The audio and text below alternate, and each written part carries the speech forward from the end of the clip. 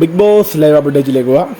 അപ്പോൾ നമ്മൾ നേരത്തെ പറഞ്ഞല്ലോ, അപ്പോൾ പ്രശ്നം ഉണ്ടാകുമെന്ന് പറഞ്ഞല്ലോ. അപ്പോൾ നമുക്ക് കിട്ടിയ അപ്ഡേറ്റ് എന്താണ്, ജാഫർക്ക് ആദ്യം കയറുമ്പോൾ തന്നെ എന്താണ് ഗബ്രിൻ്റെ മാലയുണ്ട് ജാസ്മിൻ കഴുത്തിലിട്ട, ആ മാല മാറ്റുമെന്നാണ് പറയാൻ വെച്ചാൽ. മാല മാറ്റിയിട്ട് അവർ വേറൊരു മാല കൊടുക്കുന്നുണ്ട്. എന്നുവെച്ചാൽ ഗബ്രീൻ്റെ ഒന്നും വേണ്ട, അവർ പുതിയതായിട്ട് ആ മാല കൊണ്ടുവന്നിട്ടുണ്ട്. സാധാരണ ആരും കൊണ്ടുവരാറല്ലോ. ഇത് ഗബ്രീൻ്റെ ഇത് വേണ്ടെന്ന് അവർ കാണിച്ചിരുന്ന ഒരു സൂചനയാണ്. ഗബ്രിനെ വേണ്ട എന്ന് വെച്ചാൽ ഗബ്രിനെ മാല എടുത്ത് കളഞ്ഞിട്ട് ഇത് കൊടുക്കുന്നുണ്ട്. പിന്നെ ഗബ്രിനെ ഫോട്ടോ ഒക്കെ എടുത്ത് വലിച്ചെറിയണമെന്നൊക്കെ പറഞ്ഞു. കീറിക്കളഞ്ഞെന്ന് പറയണ പേപ്പർ ഫോട്ടോ ആണല്ലോ, അപ്പം കീറിക്കളയണമെന്നാണ് പറഞ്ഞത്.